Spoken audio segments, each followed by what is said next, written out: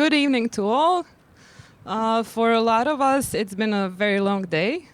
So if we're a bit slow talking about the next topic, I hope you'll have the patience to listen to us. My name is Tea Truta. I'm part of the Association of Architects of Split. And this is our panel, which I'm really excited that's going to talk about this topic. Enes Čerimagić, who's part of Zelena, yeah, okay, and Srđ Nas, yeah. Ana Gago from Lisbon, Sonja Dragović from Podgorica or from Kolašin, and Jakov Prkić. I let them introduce themselves and why they're really good panelists for this topic. I think some of us research some aspects of touristification, or it's, but mostly the point from which we're going to start is experiencing touristification, or the effect of tourism to our local communities and towns, and trying to have a different point of view on what these processes are and what they do to our cities and our communities. So we'll start with Anna. Just a small introduction. We'll try to start to put it into context that that is happening in Split is not something that is only happening here, but is a part of some global problem. Hi, everyone. Yeah, I'm Anne. I'm, first of all, a former resident of a very touristified area in Lisbon. And while my neighborhood was in this process, I decided to enroll the academic world because I wanted to understand better what was happening. And that's how I became a researcher too in geography. And I studied this process of gentrification and touristification in Lisbon since 2015. Lisbon, as I was told, was a bit like Split in the sense that it was not a tourism hotspot before the 2008 financial crisis. We in Portugal, Lisbon is the capital of Portugal. It's in the coast of a big river, which is the Tagus River, and near the coast, the ocean. But it was not a tourist hotspot. We had tourist hotspots in Portugal, for instance, Algarve near the Mediterranean, as might compare to maybe the islands nearby here that were already touristified in the sense that they had tourism infrastructure, so the local economy revolved a lot around tourism, but not Lisbon. And what happened in Lisbon was that, first of all, Lisbon was not a gentrified capital. I mean, the historic center, which is pretty big, was inhabited by working class people. The buildings were in a pretty badly shape. They were very in a state of decay. So people lived in bad housing conditions. Most people were renters, tenants. And there was a lot of elderly community there too. So people that have lived there their entire lives in these neighborhoods. Thank you. And what happened was that with the 2008 financial crisis, our government decided to put in place a series of policies to attract tourism and real estate investment to Portugal. So the touristification of Lisbon was not a natural process, as some narratives try to put forward. Like, as we have, it's a beautiful city, and we are near the beach, and we have great food. But it was not natural. So there were policies that made this process begin. And these policies were imposed, this is important, I think, were imposed by the IMF and the EU to save the Portuguese banks and to solve the debt, the Portuguese debt. So the IMF, the International Monetary Fund, said that Portugal should open itself to the global market and to global tourism. And for instance, one of the impositions for them to pay our debt was to give benefits to low-cost airlines like Ryanair to start operating in Lisbon. They made, and this was very important to the process that happened, they made us change our rental law. So they took all the protections, most all the protections from tenants, and contracts stopped having a minimum period of duration. So a rental contract could have a one-day duration, which enabled Airbnb, holiday rentals. So our rental law said, okay, Airbnb is like renting.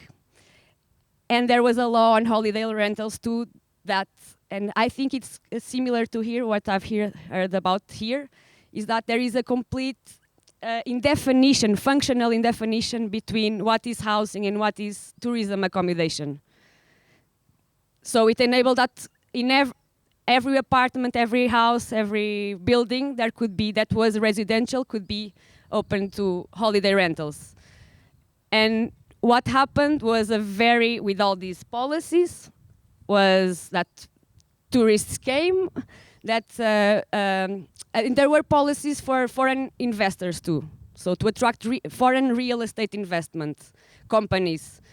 And so consumers came, which are the tourists, and many companies start buying buildings in Lisbon to do holiday rentals. But the thing is, in the beginning, which I think might be similar to here too, to Split, is that like in 2013, these holiday rentals in the neighborhoods, in the historic neighborhoods of Lisbon, were made mostly by some residents which were already more privileged, meaning that they had extra space to rent out, or that they could move out of their homes to rent it. So it was done by those who were homeowners, that were not the greatest part of the population.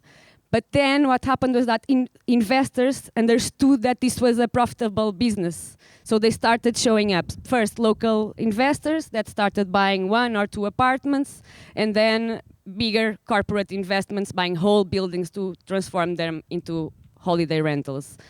And another issue that enabled all the transformation of Lisbon was the appearance of the management companies. So companies that manage holiday rentals. They manage the bookings, they manage the cleaning, they manage to talk to tourists. And what these companies enabled was that saved. That foreign real estate investors could buy whole buildings in Lisbon and give them to these management companies to manage the holiday rental. So the owners changed. The owners are people who are not living in Lisbon, are from other European countries or other, even outside the EU, and they make profits from this holiday renting through these management companies. And socially, what happened was a very fast and very violent process of tourism gentrification. So we usually don't say touristification, because touristification might mean more of a place that is prone to tourism, but that has touristic infrastructures. But so physically, it looks like a place for tourists, like it has some souvenir shops, hotels, means of transportation for tourists and all, but that maybe it's a local economy. It doesn't mean that people were affected negatively by it per se. What happened? Gentrification means that people are displaced to give room to tourists. And this is what happened in Lisbon very quickly, very fast. And then, so people were evicted by this tenant law. there were housing prices skyrocketed, and also there is another kind of displacement that is in these areas that were completely transformed to tourism. People cannot go and live there anymore because there is no prices are very high, but also because all homes are for tourist use, so they are not for long-term renting or for housing, right? And also people who stayed because they decide to stay because they were property owners, or they are completely isolated now in a touristic precinct, like a thematic park. So they lost, even if they were not displaced, they lost the neighborhood where they used to live. So it was a very big toll on communal life also. Now the life revolves around this consumerism for tourism and real estate profit making, and all this community life was ended. I'm sorry, I'm very tired. I don't know if I'm speaking right. And now, just for you to know, do we have neighborhoods where like more than 50% of the housing stock is used for holiday rentals? We have more than 20,000 holiday rentals in Lisbon, so it's almost 10% of the housing stock of the whole city. And we are not talking about hotels here. Hotels more than doubled, and all these tourism infrastructure grew. And like in these neighborhoods, there's no more local shops for people to buy normal groceries. There's only places to buy fast food for tourists to eat quickly or to heat it in the microwave. There are schools closed. Before there were lots of kids running around. There's not more kids running around in these neighborhoods because families were displaced. So schools had lots less children there, so they closed, and some of them were transformed for tourism purposes. Health structures were also closed. So now there's no more.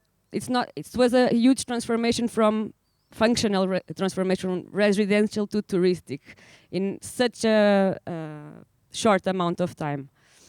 And I don't know if I've spoke too much. And just to finish, it is very difficult, the situation we're at, but to say that there are lots of housing movements trying to fight back, and that now we are putting out a project that is a referendum against holiday rentals that I can talk more about if you are curious.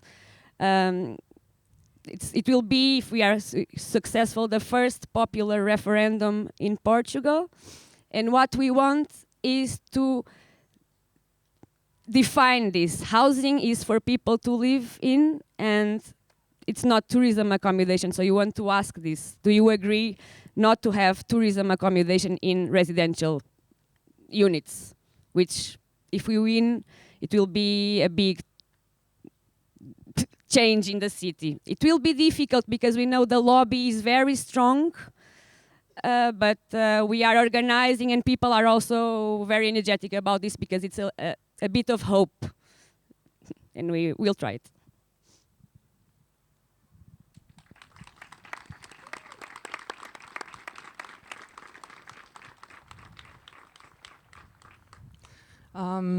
Thank you for that.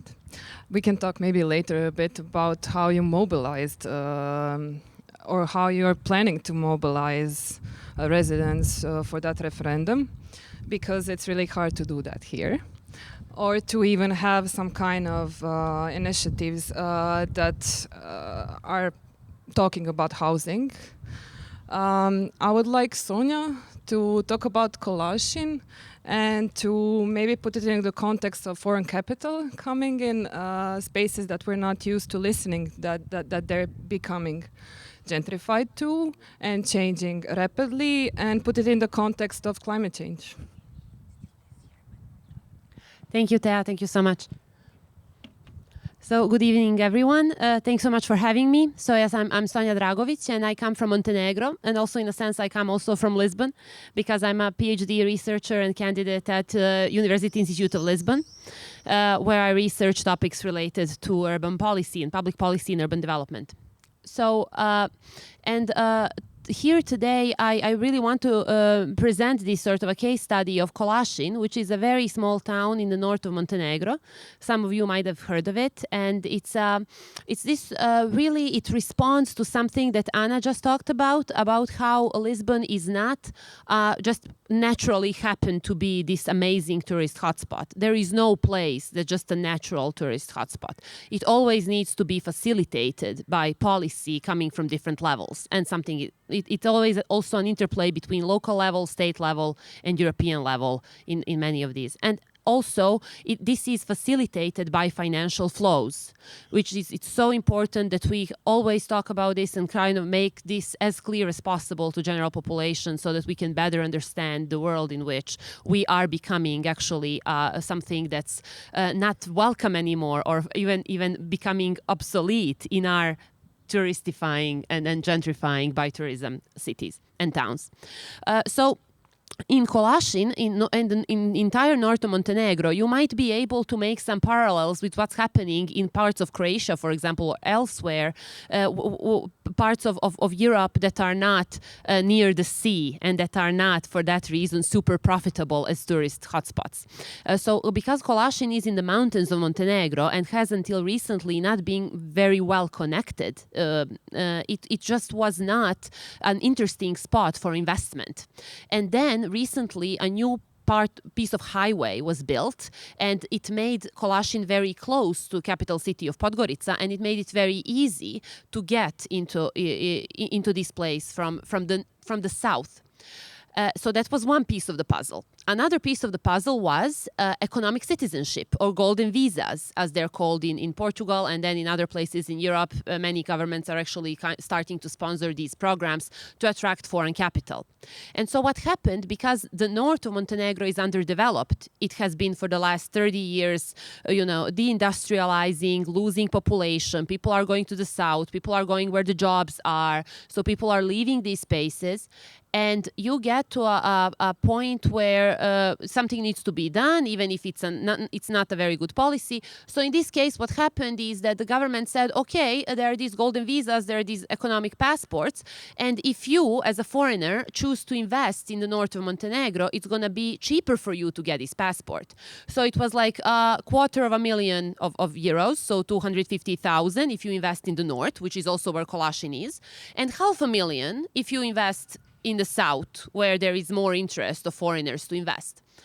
And what happened is that, of course, many people were super interested in using this discount, right? So then many of these foreign investors, and of course, for this sort of foreign investment is very problematic because we don't know what the origin of the money is. Even with all the background checks, you always end up wondering this vast amount of money, where does it come from, and where, how is it going to be used now in this location? So that's another piece of a puzzle. And then a third piece of a puzzle is urban planning. So specifically in Kolašin, the detailed urban plans were drawn, the ones that are being used now, have been drawn right before the financial crisis of 2008. So this was a very interesting time in Montenegro. There was a sort of a real estate boom. There was a lot of demand from also all places to invest, and during that time, the local and the state government drawn up these plans where they really proposed and permitted vast amount of new construction. So even if you had in the city center, if you had this historic center where you had family houses, usually 2 stories high, now the plans permitted building up to 5 or 6 stories, which really now would change the landscape dramatically, but not only the landscape, also infrastructural needs, the entire composition of this town. And not to mention that demographic movements would never be corresponding to this, because throughout the last 30 years, Kolašin has been losing population. People were leaving because there's nothing to do. There are no, higher education institutions. There are no jobs. Factories have been closed. So all of this. And in the end, what happens is that you still have these plans drawn because you're hoping with these plans you're going to attract someone to come and actually build it. So draw it and they'll come. Not build it and they'll come, but draw it in a plan and maybe someone shows up to actually take advantage of this plan. And then these plans just lay dormant basically for 15 years because of the financial crisis. Because with the financial crisis, you know, all of a sudden it became like more problematic to invest in real estate in these territories that have been largely left behind during the deindustrialization era.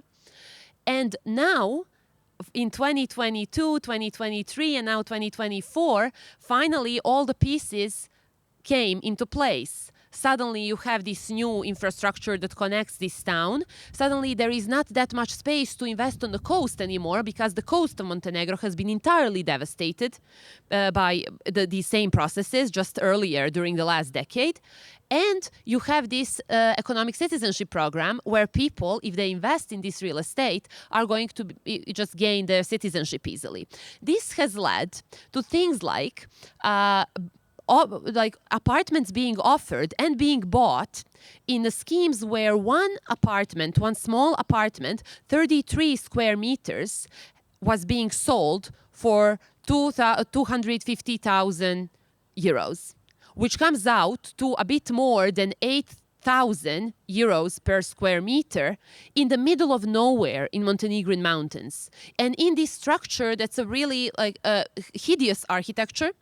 We've made a book. I've edited a book about it, and I'm going to pass it around so you see. Towards the end of the book, you see highlights of what the new structures are and what the old urban fabric is, just to get a sense of the contrast between what's happening here. So this is the ecosystem. This is now the picture of how this town is being built. And needless to say, there's still no jobs there. There's just a promise of, newspapers saying, Kolashin is getting an amazing new hotel. Who exactly is getting an amazing new hotel? Your foreign investor is getting a hotel. And we, in the best case scenario, are getting 20 new working spots that are only going to be working for several months every year and that are going to be paid miserably. People are not going to be able to solve their living situation. They're not going to be able to rely on these jobs to actually live and thrive and actually, reproduce themselves. Social reproduction is not enabled by this. So it's just this fairy tale that we're all living through and becomes even more scary when it just happens, like it happened this winter, that we did not get a snowfall. So Kolashin, and I didn't say this, is 1,000 meters above sea level and has a ski infrastructure. And basically during the winter, it is primarily known actually in the region as a ski center. And this winter, everyone just canceled their reservation because there was no snow. There was a total number of ski days in Kolashin this winter was 1. And so that is happening, and us, from the small initiative that we made that's called Zeleni Kolashin, which is Green Kolashin, which is sort of what we want to project in the future and how we want to try to mobilize the community. When we ask, okay, so what is happening in the future where all of this infrastructure is being built for people to come and ski and actually in that sense, repay all this investment, everyone's just saying like, we cannot imagine that future. We cannot deal with that. We're going to make artificial snow. How are you going to make artificial snow if it's 5 degrees above Celsius? It's going to melt. No, that's too scary to think about. So there is, all of this is just inertia going on and on and on in this pro-growth direction, which is becoming completely senseless. It's becoming nightmarish even, I would say. And there is really at any institutional level or at any policy level, any serious thinking being done about how are we going to counter this. Are we really just letting this go in this way, just letting it all go to waste and destroying our towns in the process? That's not super optimistic to finish with, but I'm going to leave it at that. And I'm just going to give you the book now so you can look at it if you want. And we can talk more in the comment section, in the question section. Thank you.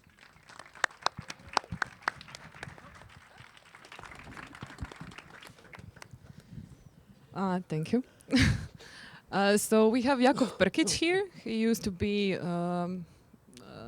counselor. Yeah. Okay. city councillor, and he's here to talk about that in the context of Split and how it affects infrastructure in Split, and how it really messes up with how tourism and this mass tourism that we have is affecting all of the communal problems that the town has. To maybe put it into context. Thank you, Thea. My name is Gago, and really I am a former city council member, and I'm a member of the Split Dalmatia County. And what I do for everyday living, I'm a photojournalist for 30 years plus. So what can I will try to talk from the point of view of the local government or municipality, and how that large number of tourists impact and have and on our daily life, and put a kind of stress and pressure on the infrastructure and utilities companies in Split. Primarily, we all see that through traffic, everyday traffic, traffic jams, waste management, drainage system, sewage system, and that's what we see at the first sight. But there is also a financial thing, that we are losing money because of touristification, and that sounds like paradox, but that's the truth. So during this season, we have increased numbers of vehicles at our streets, that are more taxi drivers than ever, because all the taxis from the inside of Croatia came to Split, came to coast, try to make for a living. And we also have a large number of rental cars that all are in at the other parts of Croatia, and when the season come, they are all here downtown. And don't forget the large number of buses that came with organized tourist groups. So that all made a pressure on our streets, and it's very difficult to maintain that. You need much more expense, you need much more funds to maintain the roads, and that put a pressure on the financial side. Yeah. And also we got that funny, let's say for example, when you have a rainy day during the summer, all the tourists 50 kilometers around the city are trying to go here in the city center to look at the Diocletian Palace and monuments, and try to do some shoppings. At that day, when you have a rainy day during the summer, no matter is it Friday, Monday, Sunday, they can go to the beach, and they are all coming here. And we have all the dark red lines at Google Street traffic. If you at Google Maps and traffic, see all the dark red, yeah, and literally all the town is blocked. The public transportation doesn't work. You cannot go to work, cannot go home. The only way to move around is by foot, walking. That's one example. But regarding that, we have traffic jams all the time, from late May to early October, almost every day. I don't even. It's maybe I can mention just we have a port here, and everybody try to make the two islands, and we have that weekend traffic jams when they all try to get to the islands or from the islands. Sometimes that's the problem, and it's very difficult to struggle with that, and maybe in some future we have to improve our local transportation, so public transportation, and maybe to adapt to current situation, maybe we need to build some parking lots, like park and ride, to push the traffic, from the city center. Yeah, that's the final goal. The other problem we have is waste management. Maybe you don't know, we have that in our landfill or garbage dump, or how to say, the waste disposal site, let's say like that. It's almost full.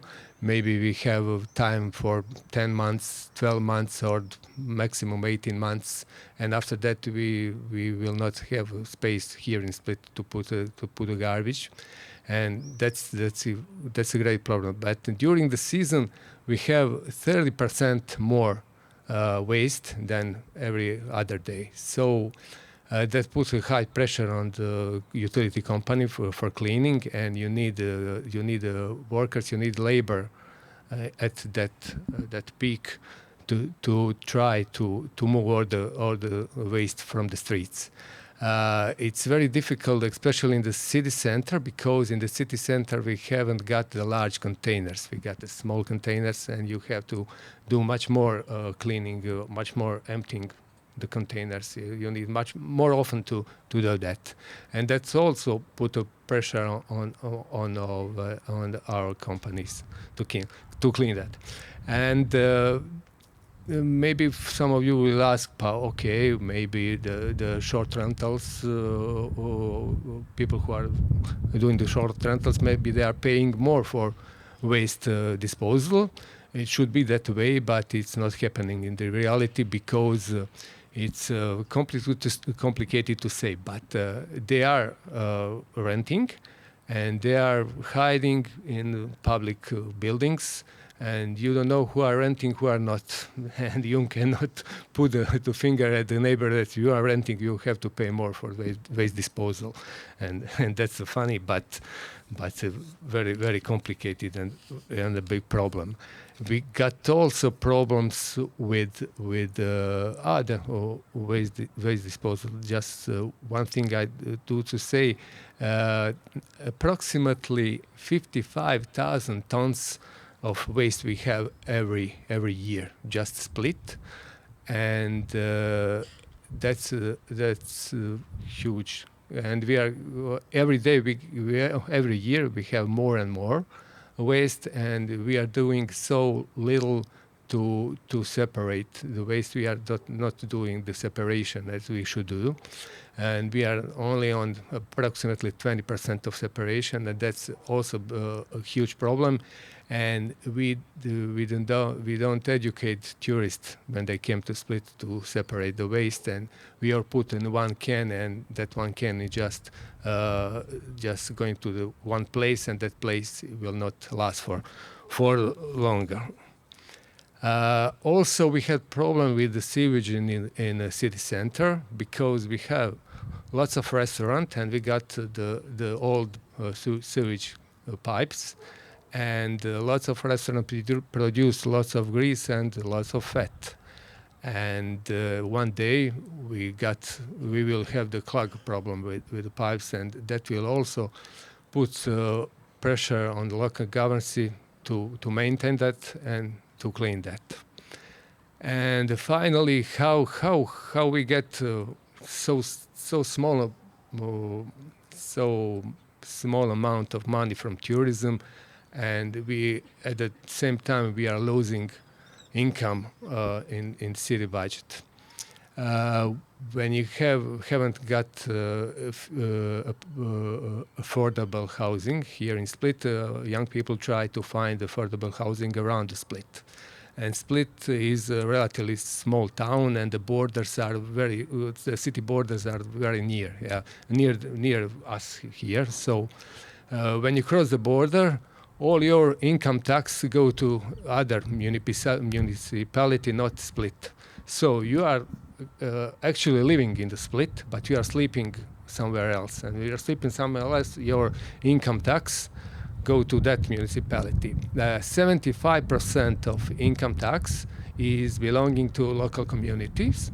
Here in Croatia, that's the law. And we are losing that money because residents are leaving, and they are residents and inhabitants of the other municipality nearby. So they are using still the roads, the theater, the cinema, the recreation areas, but they are sleeping somewhere else. That's the reason why we're losing money. And what we actually got, what are incomes from tourism? We got that tourist fee or tourist tax, and this is the income of local tourist boards, and they are using for improving tourism and will bring more tourists to Split.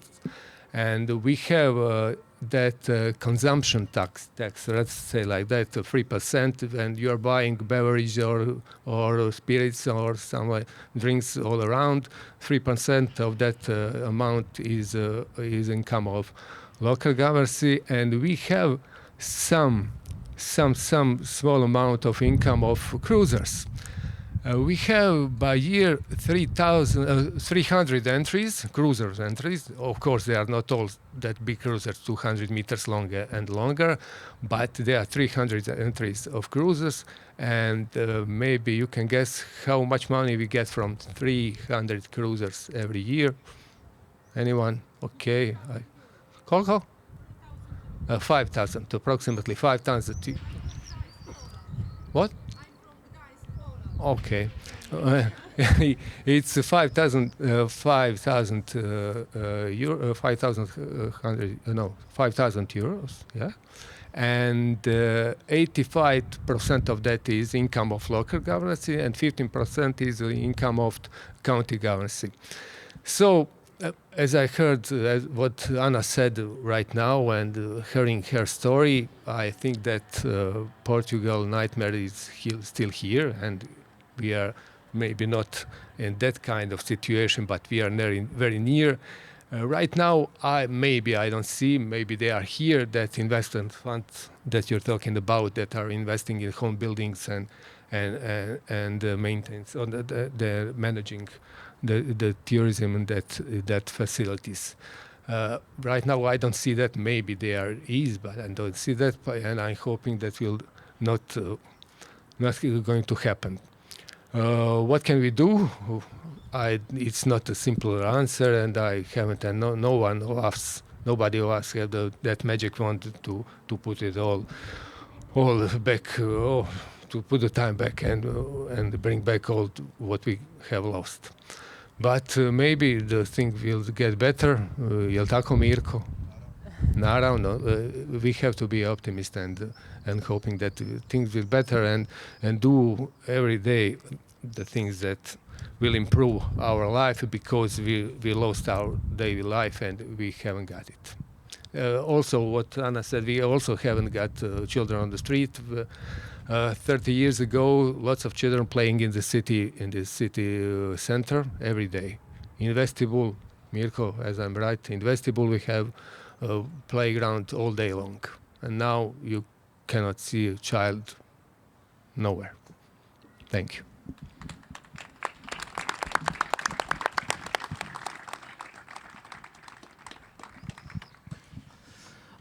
When we talked about preparing this conversation, we realized that we all talk, the coalition is here and they talk about, the main topic is housing, but housing is always connected to public spaces. And the important, I think, is for me to note is that actually I think that we in Croatia are quite good at defending public spaces, but we kind of lack connecting it to housing. And Enes is here to tell us a bit more about Srđ naše and the ways they fought and what effects does it have on public spaces.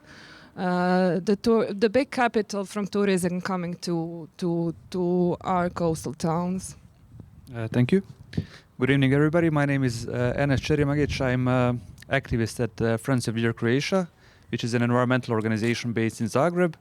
I also work as a lawyer there. And I am a native of Dubrovnik, which is where the story of what I'm going to talk about tonight was happening. So I will speak about the Srđ naš, which means, in Croatian, it means Srđ is ours, initiative. Srđ is a hill in the city of Dubrovnik. And it is a campaign which has been going on for already 18 years, since 2006. So, but since we have a mixed audience, let's say, I will explain a little bit about Dubrovnik first, and then talk about the project. And I would like to put an emphasis on the struggle against the project which I will talk about, and what it was necessary for that struggle, and how it is important to maintain the conditions to be able to have struggles like that in order to defend public spaces. So Dubrovnik is a small city of 40,000 people on the southernmost tip of Croatia. It's a medieval fortified city. It's UNESCO protected, recognized as a UNESCO heritage. Very rich in history and has a high level of urban quality as one of its defining features. You know, it was one of the reasons why it was protected by UNESCO was that this high level of urban quality was recognized. Among other things, the fact that it has maintained a continuity of urban life even within this fortified city of old city of Dubrovnik.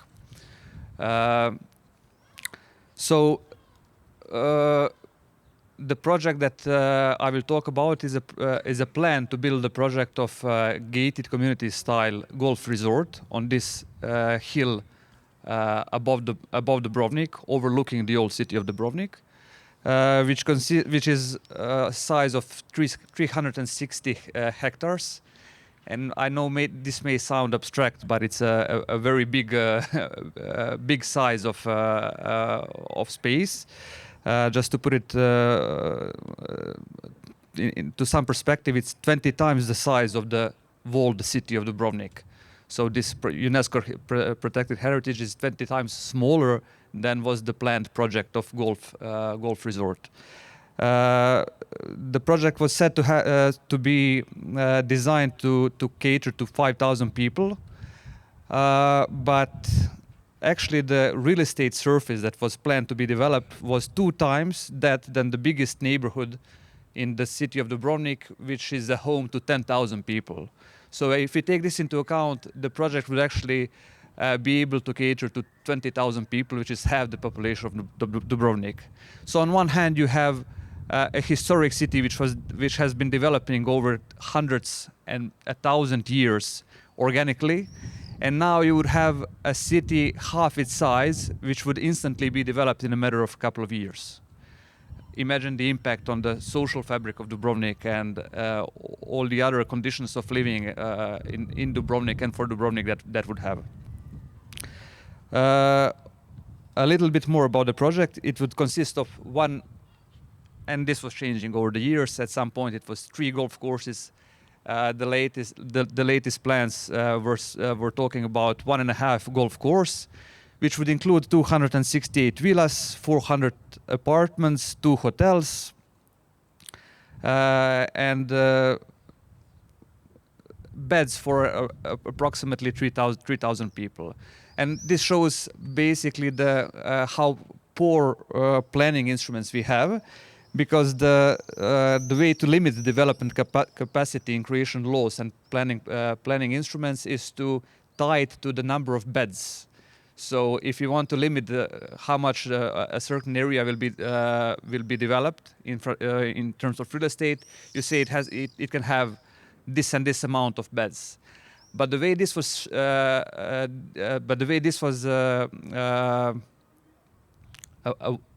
how this was avoided in the context of this particular project was that the plan was to build for one bed to occupy 500 square meters of developed space, so which is above any most luxurious standard that you can imagine. So one bed for 500 square meters of living space. So this is shortly about the project, and to try to relate what sort of monstrosity of a project they were planning to build, and this was planned to be built in a pristine natural area where there could never have been any sort of development, was it not for the special law on golf courses, which was at some point passed in Croatia, enabling investors, if they had plans to build golf courses, to follow that plans with building huge amounts of real estate development. And of course, this meant also, since this was a pristine area, this meant also building the whole infrastructure for the investor and bringing all of the infrastructure that is necessary for any kind of development to this pristine area 400 meters above sea level in the city of Dubrovnik. So imagine the scope of the project and endeavor it would include. So, but the question begs: how was this even considered as something feasible, and how was it received among the locals? And to answer that question, we need to look at how the marketing of the project and how it was marketed to the locals and to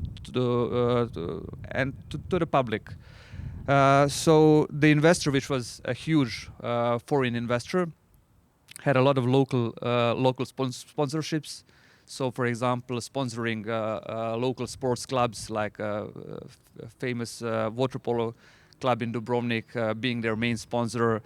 Huge media buyout, advertising. They were at some point the biggest contributor to the local TV station, basically running TV shows about the project once a week for months, completely uncritically, just presenting the project and presenting this as some sort of a info channel, as a informative TV show about the planned development of the city.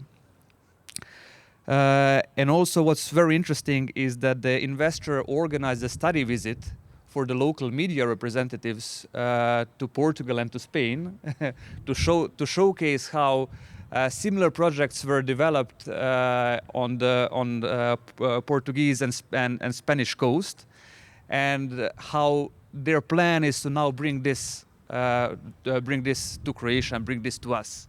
Where in fact what was happening is that the Portuguese and Spanish coasts were already saturated with such projects and unfortunately ruined by similar projects, that the capital was searching for what they call emerging markets. It was moving across the Mediterranean basin, finding new pristine areas where they can now move their developments and spoil new areas which were so far unspoiled.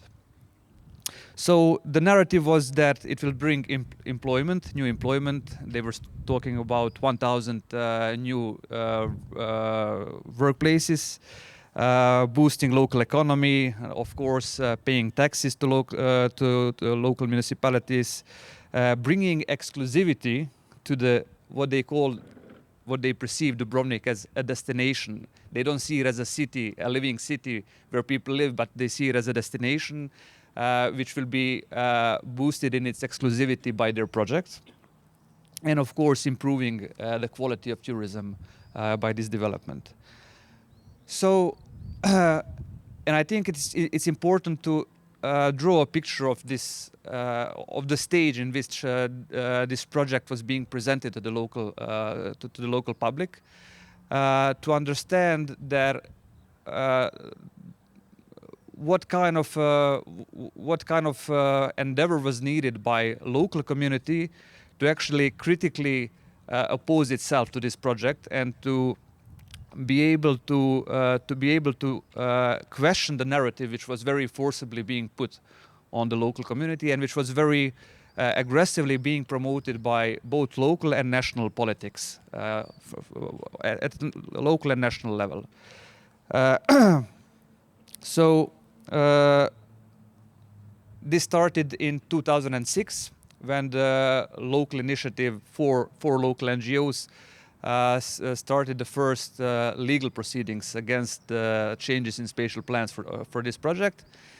But very soon they realized that unfortunately they do not have the capacity or the strength to fight this struggle alone, and connected to national level NGOs right to the city from Zagreb, and Green Action or Friends of Dear Croatia, which is my organization, also from Zagreb, to form an initiative, civil initiative, Srđ ours, in order to reclaim this space, to say that this is a space worth fighting for the local community, and to address this as a problematic from a whole range of perspectives, and not only from an aesthetic point of view. So we were criticizing it from a change that would have to the social fabric of local community in terms of gentrification, urban sprawl, environmental degradation, cost to public budget, and all other and a lot of other problems that we've pointed to. So in this struggle, we used a lot of instruments in first of all trying to counter the narrative, which was, as I mentioned, very forcibly pushed by both the local and national media, local and national politicians, and the investor himself.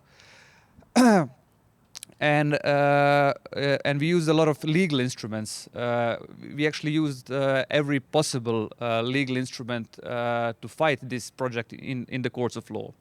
The extent to which the opposition from the investor went can best be illustrated by the arbitrational proceedings which the investor started against the Republic of Croatia in 2017, after it has lost all the permits thanks to our endeavors in the courts.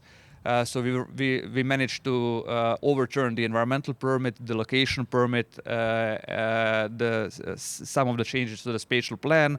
So we were very successful legally in challenging the project, and have done this with a lot of vigor and commitment to it.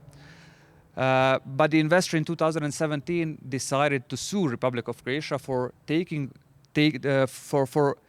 disabling the investor from implementing the project, seeking 500 million euros in damages from the Republic of Croatia.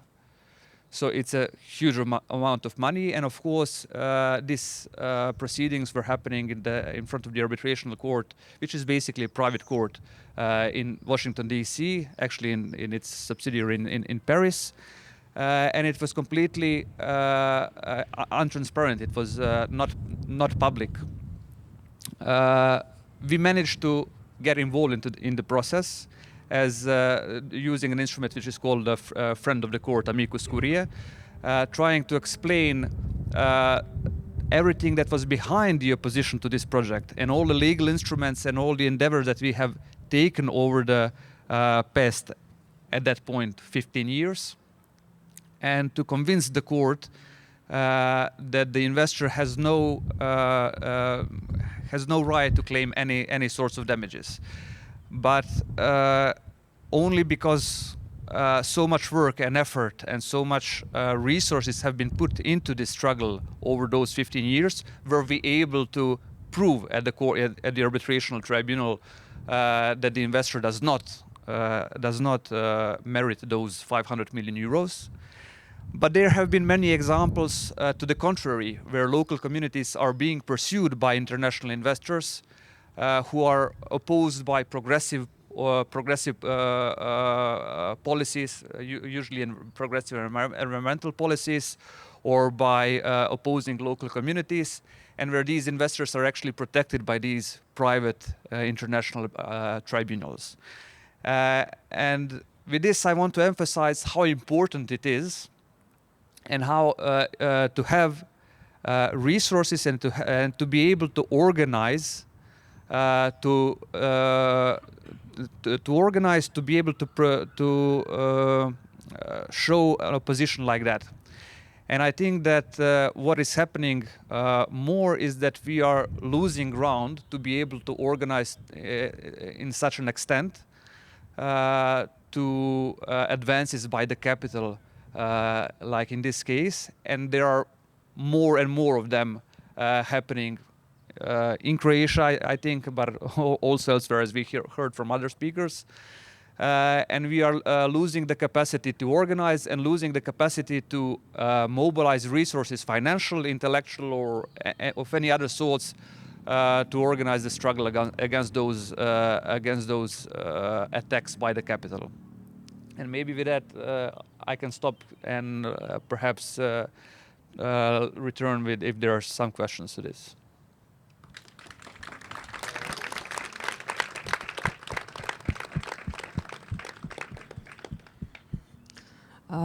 I think we can open the floor to questions from the public, and I'll ask some questions too. Do we have a mic in the audience?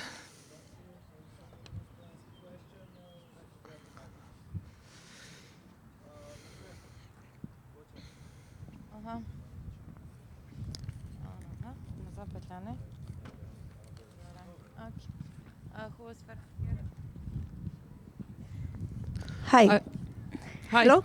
I can, if you don't see me, I am from Barcelona, and sadly, most of the things that you were explaining resonate a lot in our experience. We've been there, we've done that, especially about the touristification and the struggles for public space. What you were mentioning of the propaganda, now we are having this summer, America's Cup will be held in Barcelona, and there's now a program in the local TV weekly to explain the things about the Copa America, and so it's. And I was thinking about what you said in the end, how it looks like we are losing the capacity of organizing ourselves in this kind of struggles. And I think it's another effect of this tourification, because in Barcelona, for example, we like to organize a lot, and nearly every neighborhood has its own organized syndicate or group or whatever. But as the neighborhoods lose their, I don't know the word in any. No, sí, has perdido la palabra en todos los idiomas. Their essence, their personality, they also lose a lot of the people that live there, that cared for the space. We are being taken by expats, but by these digital nomads that come for a few months or maybe a couple of years, and they leave by tourists. And then who rests in the neighborhood to protect the neighborhood if we don't live there? So I think that's part of why we are losing the battle. It's because we are being expelled.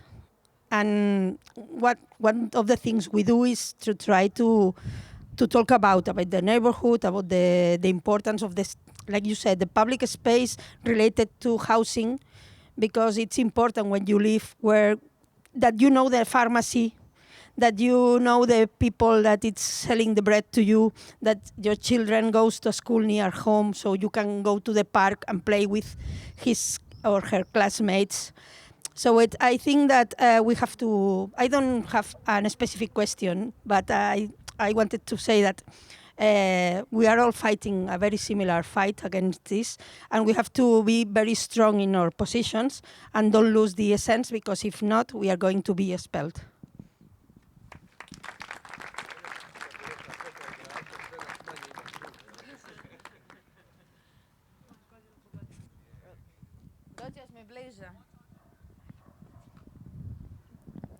Just a quick question, Duarte from Lisbon also. I hope certainly Split doesn't become like Lisbon. The international arbitration court that you were talking about is by international decree that a lot of countries signed. And a lot of countries recently are starting to basically annul this treaty, because the consequences are very dire.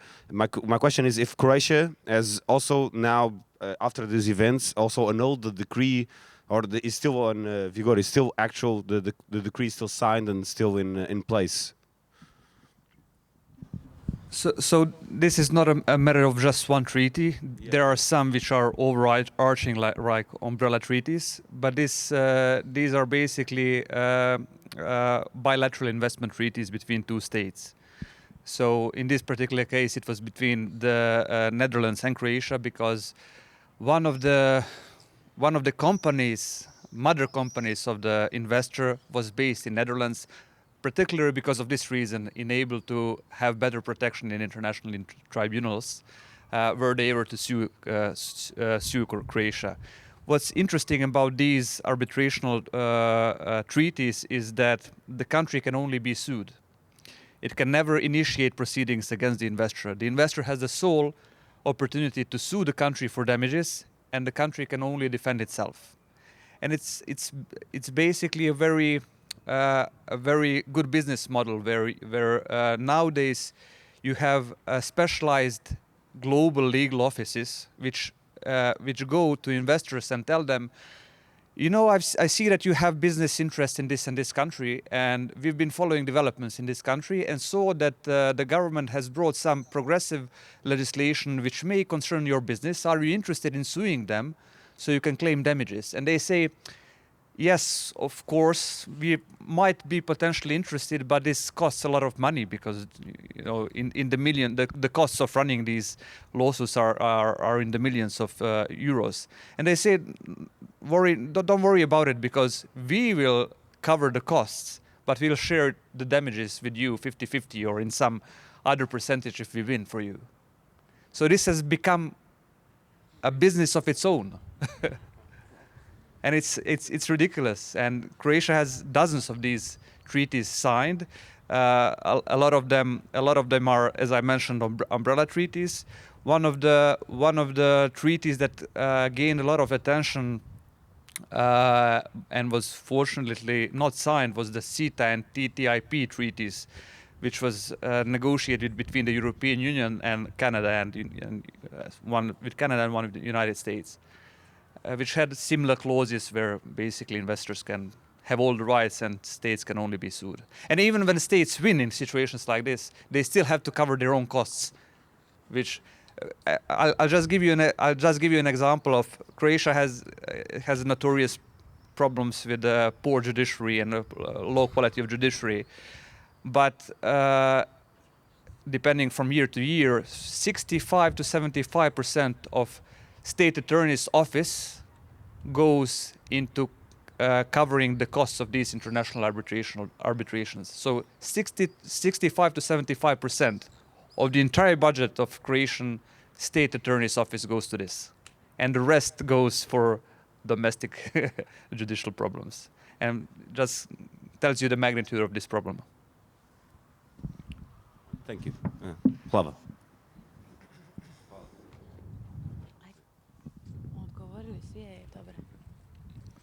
Anybody else with a question? Hi, everyone. My name is Jelena, and I'd like to share something because I think it is the right place and the audience for it.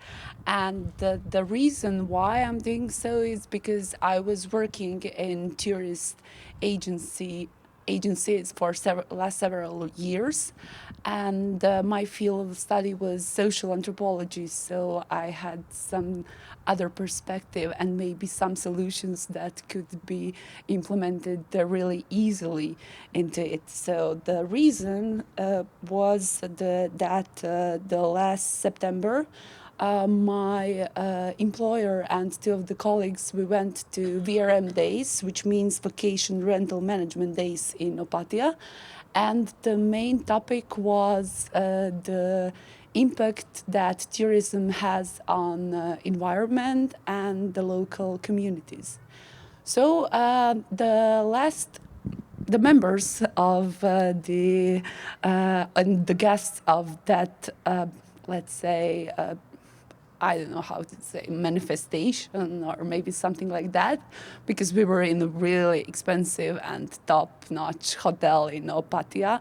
They were all different parties which are dealing with tourism. So from the homeowners, agencies, and of course OTA members who were helping with some short, let's say. You could agree a meeting with them, and they can help you to improve your situation in your agency. So the last panel was led by Croatian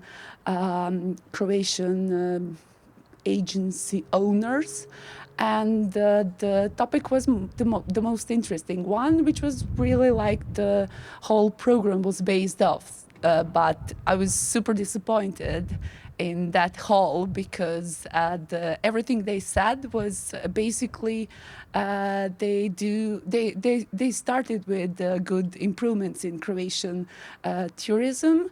And everything was concluded on, okay, we are not washing, we are telling our guests that we care for environment and we will not wash their blankets every day. We do it every third day. And they said it is really nice and baby steps, but they were super proud of it.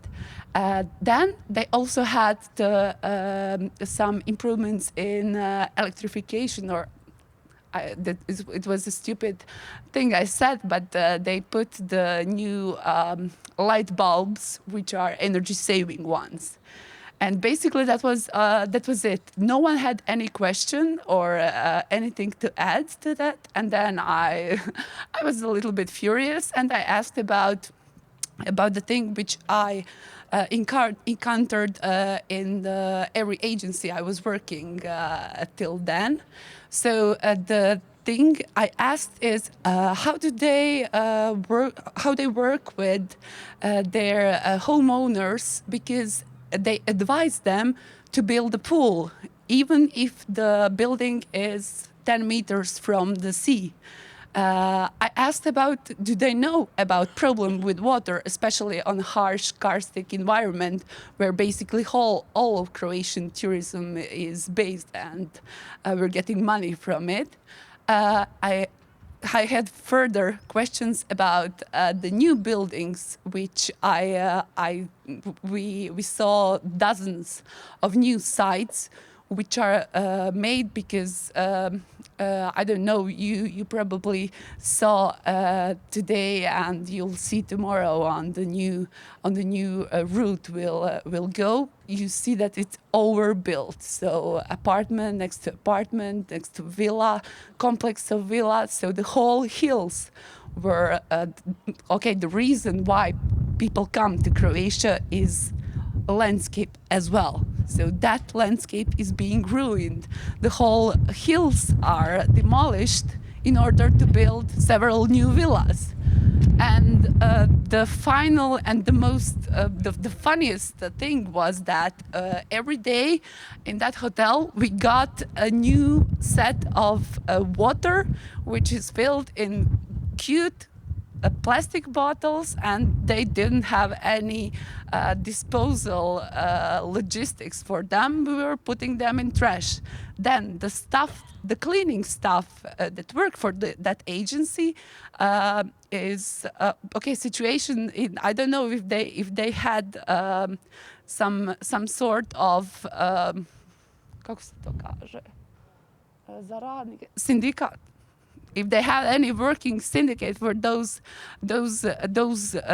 workers on the worst positions ever that are working on the time. So,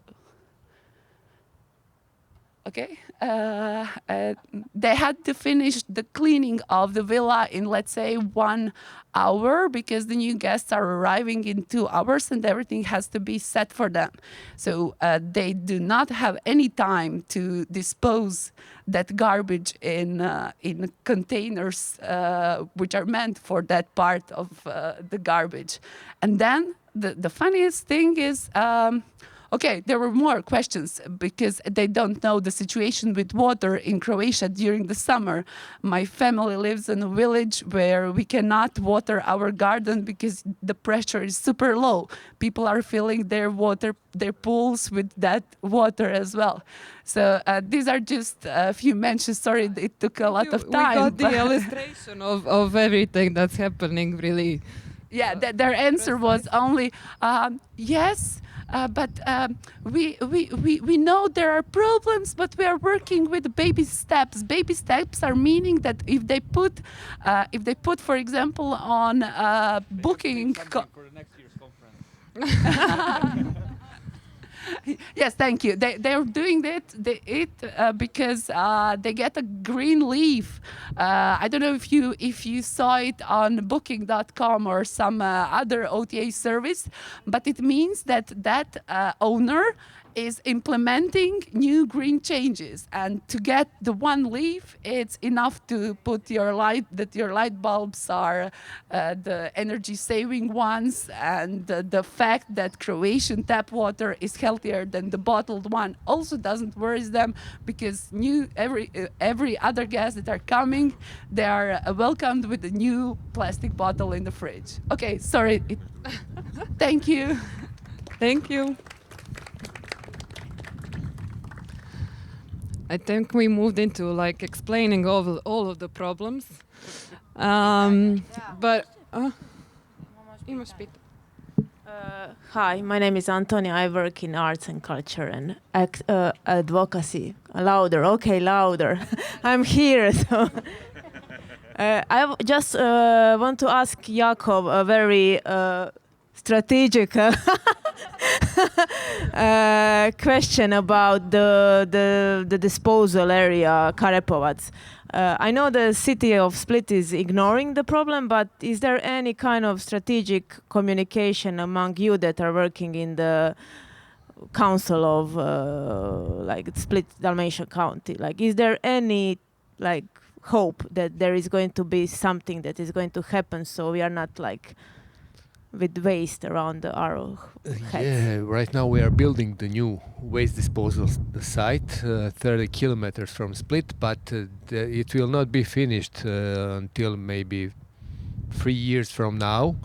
And in the meantime, we don't know what we're gonna do with our waste.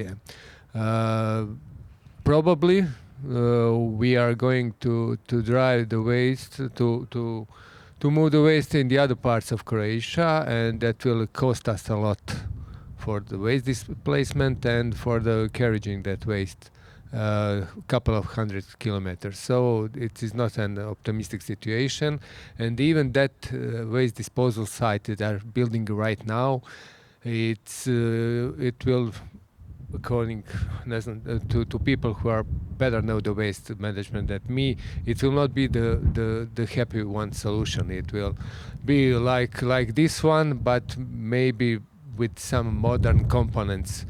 However, the fact is we are producing more waste every year, and we are not doing enough to make it less. And I think maybe it's important that people that are international here that know that it's not only the waste of Split. Yeah, it's not only we are buying the waste of other cities. Yeah. Here in Split, it's not the waste of Split; it's the waste of the surrounding cities and places like Solin, Kaštela, Posrana, Omiš, and like that. Yeah. Thank you. Thank you. I think we're all a bit cold and it's a bit windy. So I would just like to finish off with one thing. We didn't talk a lot about the things that is the possibilities of local policies or the possibilities of organizing around housing. And some input from the people that are here for the coalition. We're going to have a workshop tomorrow. If anybody from Split here is here and interested in being in the workshop, to talk about the possibilities of organizing, what kind of policies, what other cities did, and what are the possibilities for here. I know that local government is quite tight and cannot do anything to tackle mass tourism, but it can tackle some of the problems. But the main narrative is usually or mostly has been that it's that the problem that we have is greedy locals who want to get as much money from renting, and not that this is a global problem or how it affects cities. Maybe you can tell us some examples that you know, ways we can be proactive in that, or someone from the audience, and then we can wrap up and be a bit warmer.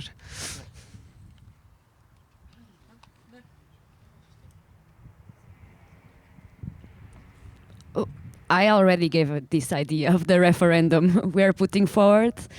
And I would like to take the chance to ask for help here.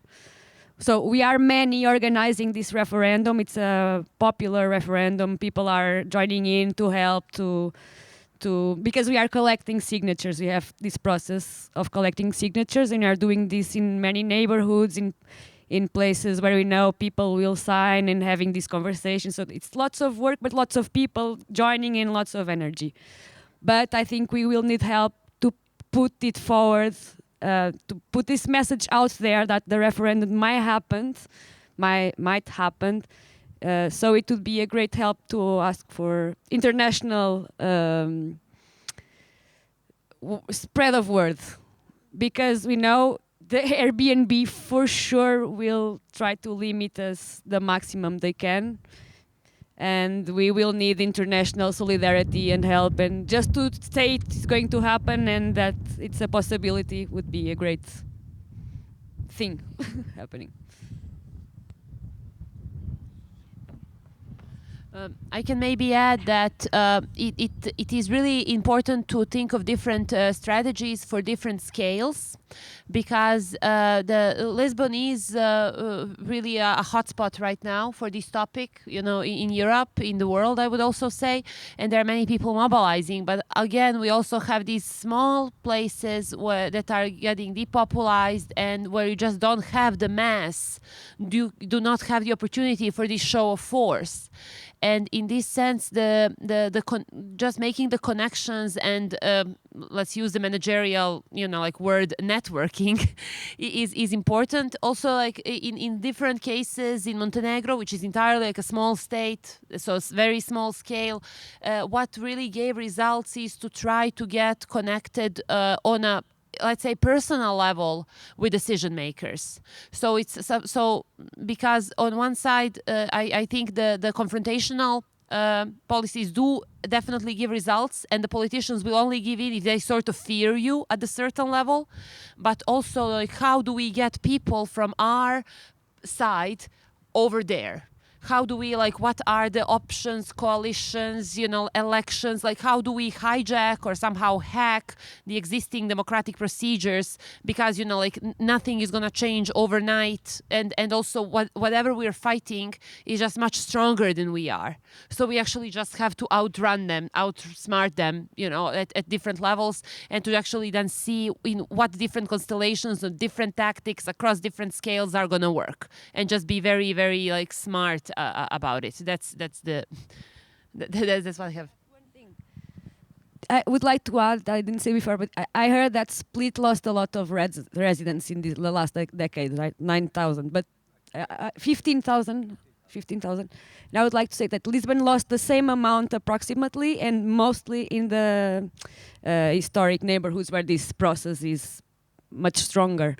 And with this referendum, you are also thinking it might be the last chance to have this strong mobilization against this problem, against this issue, because if we don't do it now, if we don't win it now or mobilize against it now, then Lisbon will be just a place for the mobile rich, and we will not have these bodies and minds to fight against it.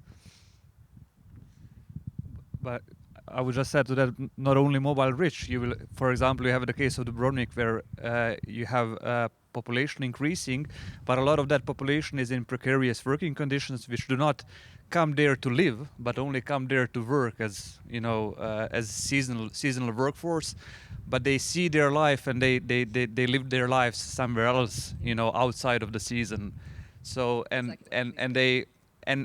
with that relation to the city, they can't participate in the life of the city in a proper political way, which is also a problem. And of course, not to mention the rift which comes between the locals, the so-called perceived locals, and those which are perceived as foreign elements, taking advantage of their city, and so I think it's multi-layered.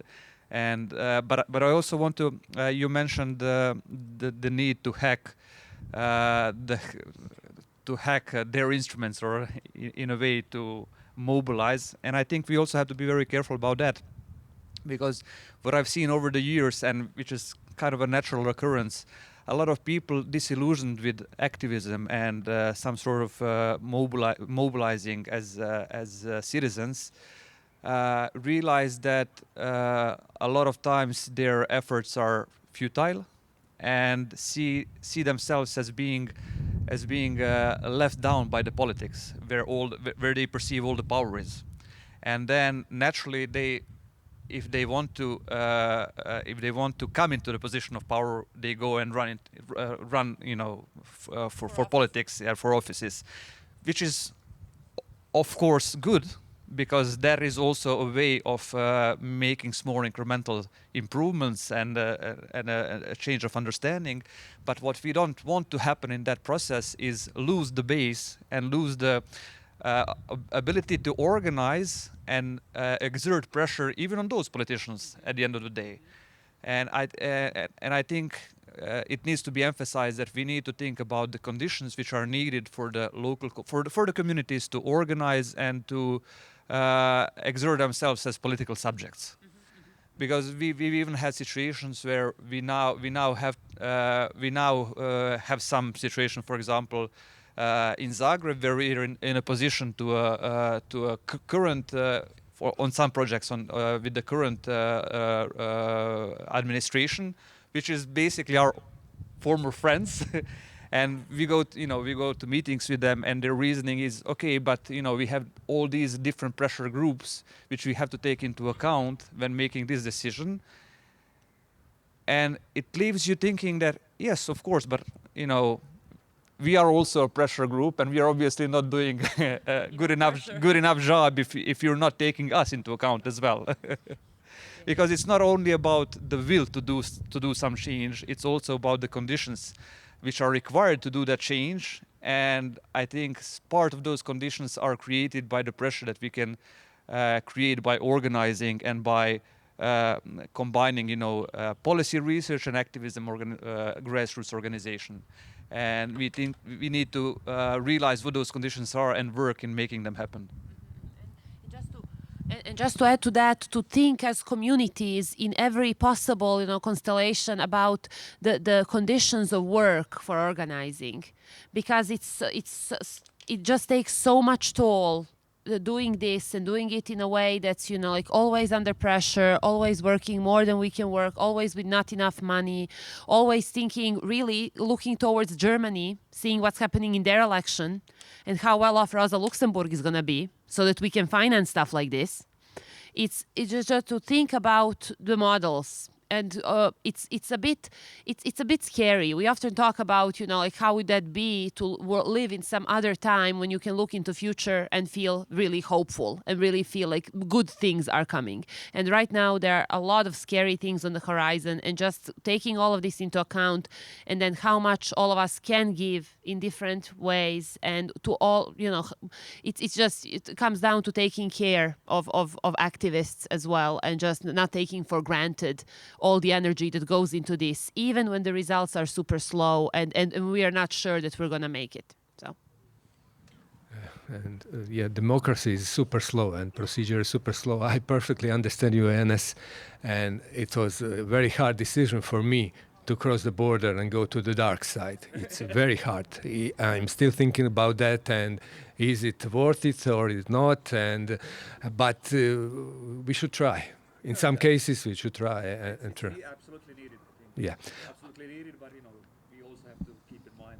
According to referendum you mentioned, maybe you will correct me if I'm wrong, we got state law for referendum here in Croatia and the local referendums.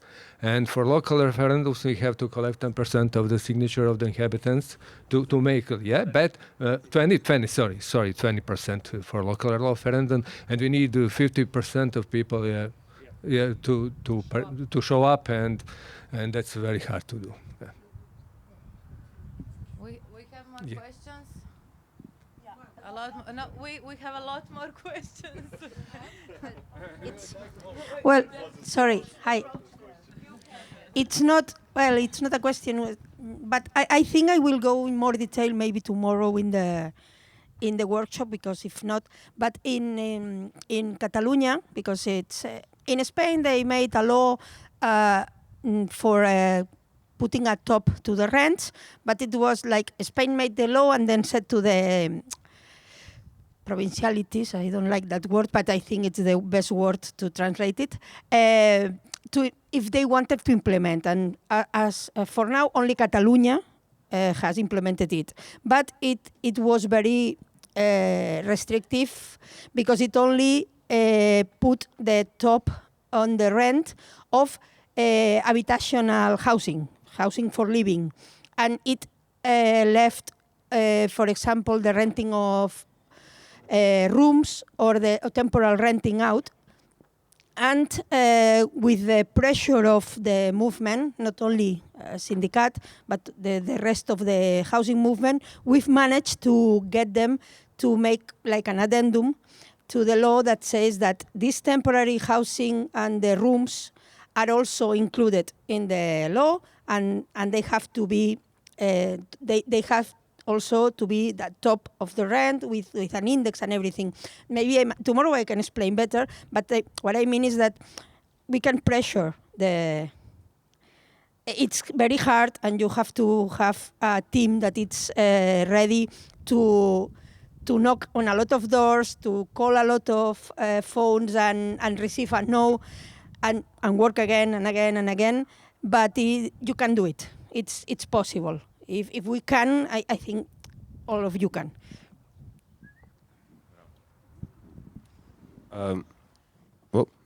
Sorry to talk again. Also, in question to our companion that Anna said about the more institutional way to fight against this kind of problems, but also calling to not be afraid to direct action in terms of the individual. For example, in Portugal, every Airbnb has to have a sign next to it in terms of the buildings, right? And in the area, for example, in Alfama, which is, if you think about after the Golden Gate, the medieval part, Alfama is a typical historical neighborhood, and it's that 10 times more maze-like. You can really get lost. And it's funny to see the tourists getting lost in Google Maps because they cannot find, because Google Maps doesn't work there. It's too far of a maze. So we just, for example, they have key codes for that, and you can put foam on it, or even give zero review stars on Google Maps to a lot of places. So the places that are local still remain local for the local knowledge. And also, a lot of the times you have the fairs, the real estate fairs that happen in terms of local. Some people, I don't say we, did actions there. For example, they said, your desires, our evictions, and we went there all pretty dressed up. And we made the statement and the point in the videos to make sure that those fairs are not done without at least impact of the local people to go there.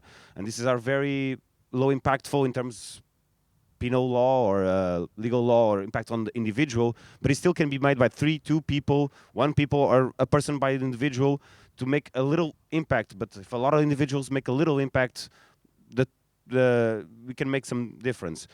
And a funny anecdote, I remember watching on the internet where a person, this is the United States, so take it with a grain of salt, used to say that you shoot pistol shots in the air to keep the house prices down, because then it became a dangerous neighborhood. So I'm not advocating for anyone to do that, but I'm saying in the individual part, you can still have some kind of impact, even though it's not institutional like a referendum.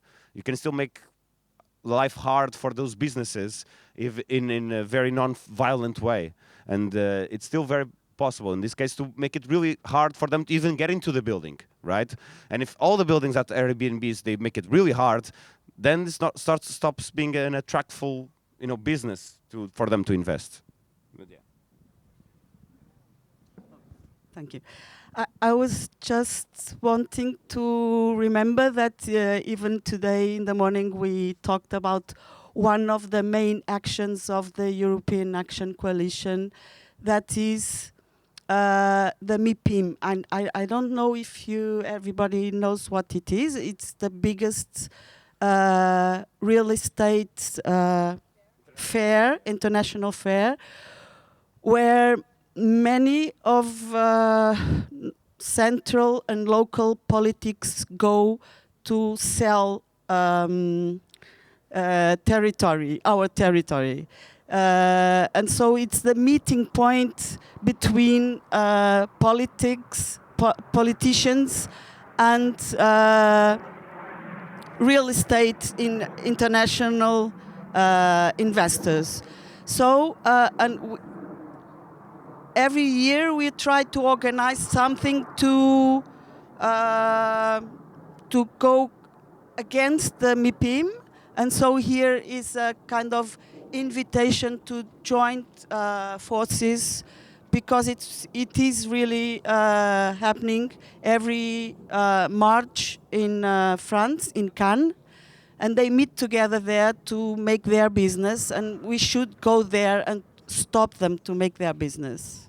That's it. And please approach to European Action Coalition in that. Okay. Hello, my name is Rocco. I just wanted to ask you regarding Lisbon.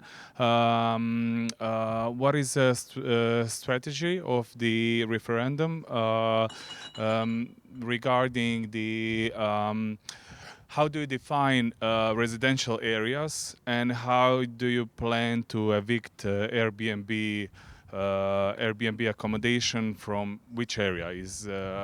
Which one is residential? Which one is the center of the town, and those things? Regarding this referendum and what we are putting forward, it doesn't have to do with areas. It has to do with the legal use a building should have. So we have residential use, we have commercial use, there's even a touristic use, like hotels have this one, and services use. And so what we are saying is that with housing, the ones which have the residential use should not have holiday rentals in it, tourism accommodation in it. And the question in the referendum is this one. Do you agree that all the residential buildings should not have holiday rentals in it? The thing is, almost all the holiday rentals, the Airbnbs in Lisbon, are in residential units. So if we win, it means maybe the build of more hotels to accommodate the tourists, but the end of housing being used as a tourism accommodation. We are fighting for the social function of housing, which is housing people to live in it, not to host temporary consumers as tourists. That's it. I think. I don't know if I answered. Okay, I was just asking that because of the question of the split, because we have the city center that is it was a residential area and it still is. So all the buildings in the city center are residential, but now they're starting to fill up with Booking.com, with Airbnb and those things. So that's why I'm asking, how do you define the area? Because in Split, I think it's a bit impossible to define it like that. It's not the area. It's all the buildings that are residential. Yes. It's previously defined. So a building, when it's built, it has usage, or it can be by flat. So many times the upper flats are housing, and the lowest store is commercial. Okay. So there's a huge usage for each unit. previously. A permit, kind of. Okay, yes. okay. Uporabna dozvola. To. So maybe a comment following up this. I'll try to be brief.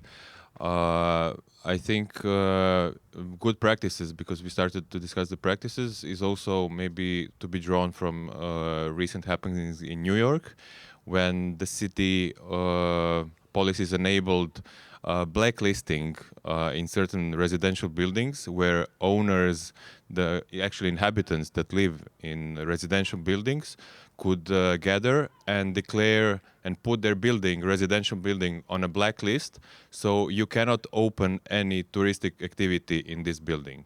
So this is one quite simple but very active and very concrete policy that could be quite easily implemented.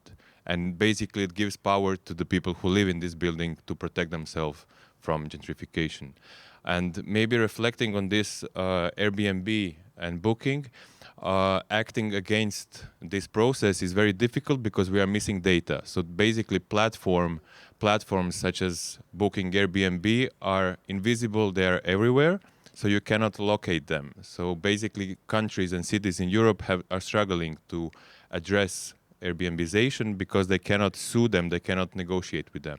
So this is actually currently being discussed on EU level, but these processes are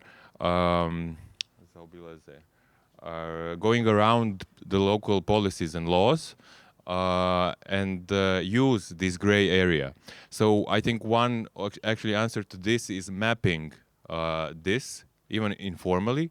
And there is certain organizations such as Inside Airbnb who do this kind of activities. And they do it really well. So the cities also can react through mapping and locating where these processes are happening, to react and create public policies to address it. This is one thing. And spatial plans, which are completely inadequate to address this issue, also need to change the tools to not only policies, but also spatial plans. If this is happening in planned residential area, tourism as touristic industry is happening where it is not planned. So implementation or the plan and policies affecting it should be changed to address this issue. So maybe final note, Yugoslav context had a concrete long-term planning of tourism in Dalmatia, the first international plan of tourist development, plan of Southern Adriatic in 60s, and afterward plan of Northern Adriatic, set the line of direction of development of the Adriatic coast. And of course after 90s we have this ad hoc development, so no planned development. So I think these planning processes and policies need to be mixed to address also the issue.